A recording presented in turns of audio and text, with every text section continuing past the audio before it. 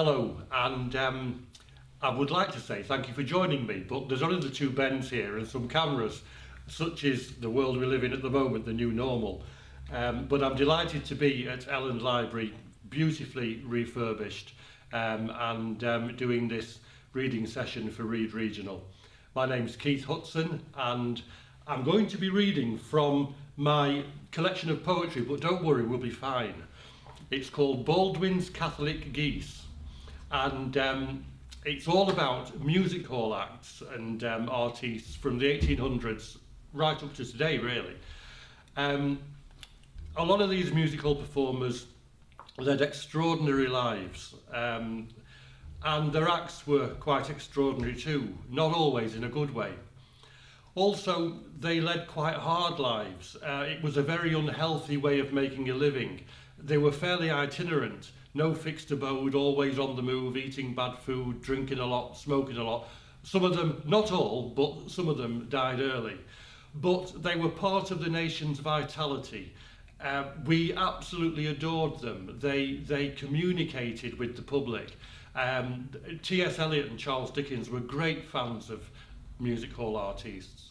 So, without further ado, I'm going to take you at a gallop, if you'll excuse my French, through a few poems. And we'll start with Georgie Doonan. Georgie Doonan was born in 1897.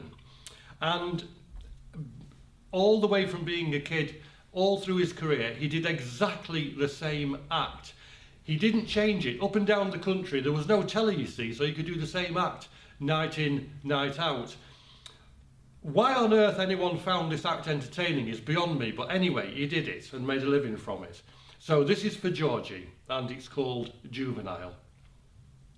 In time to a drumbeat, Georgie Doonan kicked his own backside. Some critics called it nothing but self-injury with rhythm.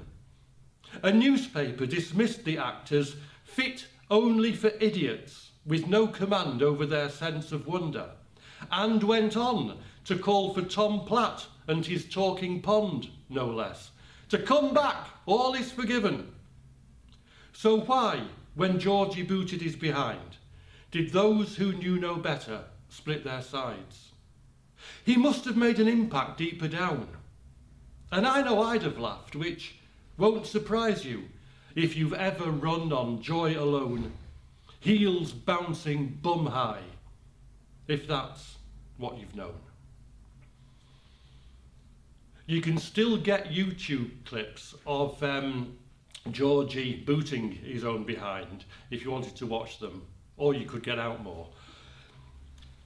Joan Rhodes was born in 1921, and she was one of the performers who lived to a ripe old age. She possessed genuine, ladies and gentlemen, superhuman strength in more ways than one. She had a dreadful childhood, but became a great success. So this is for Joan. Coming on strong. 3, and in the workhouse. 10, when you ran. Missing till 20, then as lean as luck in fishnets at the fair, you tore a phone book up, bent iron bars, broke nails, took on 4 men at tug of war and won, which led to lifting Bob Hope, while Marlena Dietrich loved a woman tough enough to keep refusing King Farouk, who wanted you to wreck his best 4-poster bed, with him still in it. Joan, I've seen your photograph, fab in a basque and tan, that cast iron bath held high, before you disappeared again, found in a care home where, I understand, greeting the manager, you broke his hand. All true, folks. All true. Nervo and Knox had an act that they did together. They were also members of the Crazy Gang. But from 1919 to 1952, they did this double act as well, which was slow motion wrestling. It is bloody difficult to do. I've tried it at home, and it is very, very hard. So this is for Nervo and Knox. No contest. Slow motion wrestling painfully tense for the participants, whose audience, however, had to cultivate patience. A love of mission creep eked out in sweat, as two men coaxed one show-stopping headlock from such a fractured tussle that the clock became immobilised as well, or so it seemed to those who watched half Nelsons grow glacial pace to full. And though I'm no aficionado, this inch-by-inch palaver gives me pause. Where's the suspense or business sense it must have held since, when a rival duo tried to muscle in, Nervo and Knox rapidly battered them? Now, it's normally about this time in a performance when I say, has anybody ever heard of Hilda Baker? Does anybody remember Hilda Baker? And lots of people, and my cameraman is actually smiling a little bit, so I think Ben's heard of Hilda Baker. A lot of people say yes, and I say, oh, I'm amongst friends, which I know I am today. Hilda was born in 1909, and she rose to fame through the halls, and then had quite a long-running sitcom with Jimmy Jewell on ITV called Nearest and Dearest, when they were owners of a pickle factory. But she wasn't an easy person to work with, Hilda, and with good reason, because back in those days, particularly on the halls, it was very, very hard for a woman to actually get the spotlight. And so she had to fight for all the recognition she got, which didn't make her very popular with some of the impresarios around at the time. I used to write back in the Stone Age a little bit for Les Dawson, and he once told me that he learnt to gurn by watching Hilda Baker. Gurning is when you make very, very strange shapes with you. I can't do it, but you all know what gurning is, I'm sure. Now, Hilda learnt to gurn by working in a mill as a kid, where you had to exaggerate what you were actually mouthing so people could understand you above the din of the mill. So this is for Hilda. 9 was the age the likes of her learnt how to lip read at the mill, to flap their silent mouths in turn. But Hilda found her voice inside this act, talent that kept her in pink gins for years, a popular comedienne, bottom of the bill. Funny, then, to be described by Delfont as an overnight success, proprietress of Pledge's Pickle Factory on ITV. They said that show went to her head. Deaf to them, she changed her tipple to a lot of creme de menthe, bought a bungalow in Cleveland's, quilted bedroom floor to ceiling, cocktail bar and opera box, doorbell singing, come back to Sorrento, as she warned reporters, don't be dazzled by the decor, it's contemporary. Barred from playing panto dame, she made her men wear dresses, let them stay on the condition they were dumb. Her harem swelled and neighbours, outraged yet refined, presented a petition. Please leave, thank you. This prompted the flagpole with, you haven't had the pleasure of me yet, flown every day and twice for matinees. Spandex at 70, that bump and grind with Arthur Mullard on top of the pops.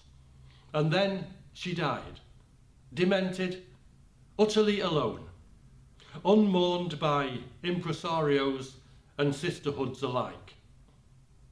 9 was the number at her funeral.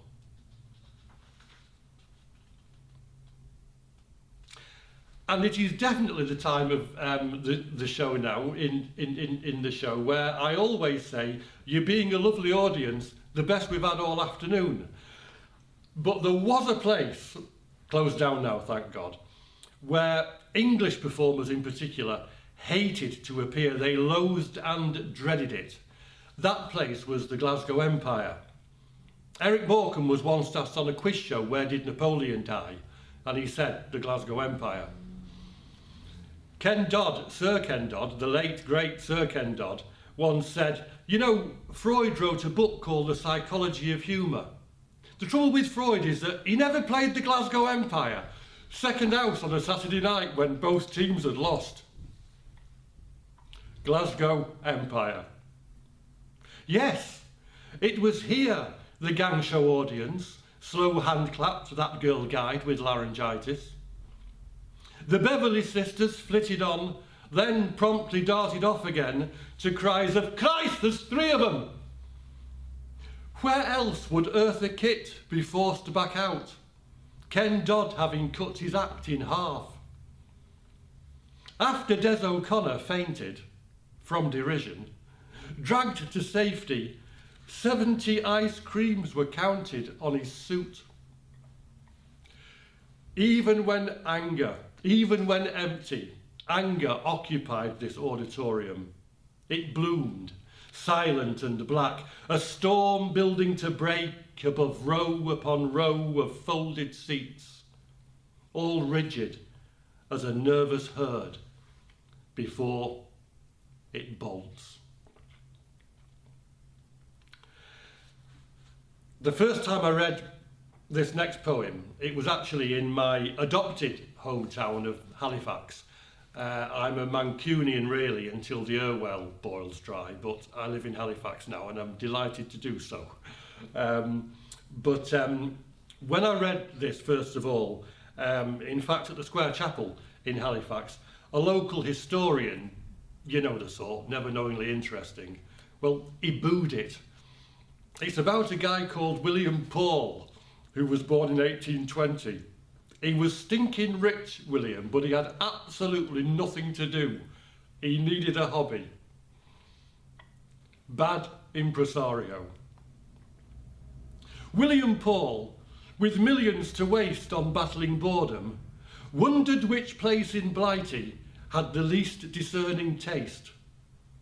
Could he unearth a town where utter tripe would be considered culture at its height?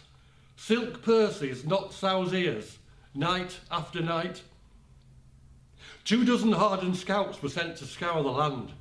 500 flops auditioned for his troupe. The 10 most woeful went on tour, including long-abandoned novelties like Lady Clockeye, Baldwin's Catholic Geese, The Human Mop, Frank and his dancing teeth. From Cumbria to Cornwall, no one asked them back, except the Palace, Halifax. All true. In fact, Lady Clockeye, mentioned in the poem, requested that she be buried in the grounds of the Palace, Halifax, but she isn't. Have you ever used or heard the expression, if you want a good job doing, do it yourself? It's quite a common expression, isn't it? The problem is, an actor manager, J.D. Plummer, born 1846, took this way too far. Accept no imitations. Do your colleagues call you a control freak? Fuck 'em. Abandoned on the first night by his cast, J.D. played every character himself. Dick Turpin, victims, innkeeper and black-eyed daughter Bess, Dick's worn-out horse, also called Bess, and black. This did cause confusion. Tom the ostler who betrayed them, weeping widow Shelley, Tyburn hangman, and it ran for 15 months through Glossop, Leeds and York, till he collapsed banging 2 coconuts together at a gallop. Then went bankrupt, then insane. Worth it though, to show incompetence what can be done by one who stands, delivers, falls alone.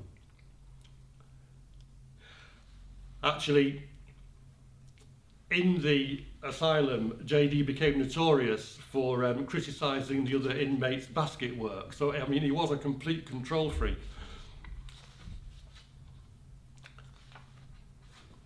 Percy Edwards. Percy Edwards was born in 1908. He was a farmyard impersonator, but he was so much more than that, as I found out when I was researching him to write this poem. So this is for Percy. The Call of the Wild. Has anybody risen from such bleakness? A chicken in the chapel pageant cancelled. Then Old Mother Hubbard's hopeful dog, Ipswich Infants Panto. Make an effort, little Edwards, says the head.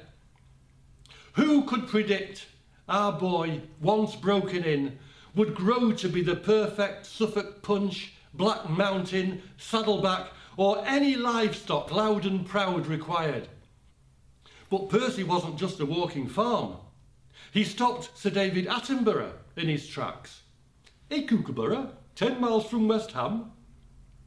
Guess who gave vent to pheasants, cock and hen for carry on, whichever one it was. Pitched orca to perfection, Peter O'Toole's parrot, and a stag at bay in Ivanhoe, lamenting wasted blood. He hissed in Alien at Ripley, while those old enough still talk of how they hid behind the sofa from his lion's roar for Campbell's tinned meatballs, but joined their children, carried off by songbirds Kate Bush dropped into her enigmatic airs. All him. More basic was a goat bleat on the buses. No match for his wolf, which, at the Windmills non-stop nude review, gave everyone the willies. I recall his coos, plump as a dove's, on David Nixon's magic box, and Mum's LP played as she helped me shepherd plastic sheep across the rug. My dad, a stockman's son, unhappy we'd become so distant from the land. So Percy did all those.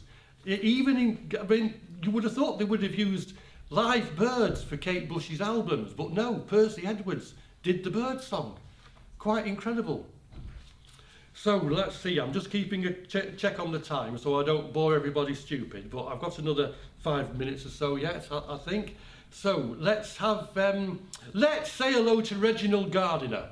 Reginald Gardiner was born in 1903. He was very well to do. He was trained, classically trained as an actor, but he was absolutely flat broke. So he decided to go on the variety stage and impersonate trains. And he made a fortune. This is for Reginald. Raising steam. Rada took toffs, polished them dull, their stock reduced to second huntsman, lover spurned, the butler, or some restoration fop.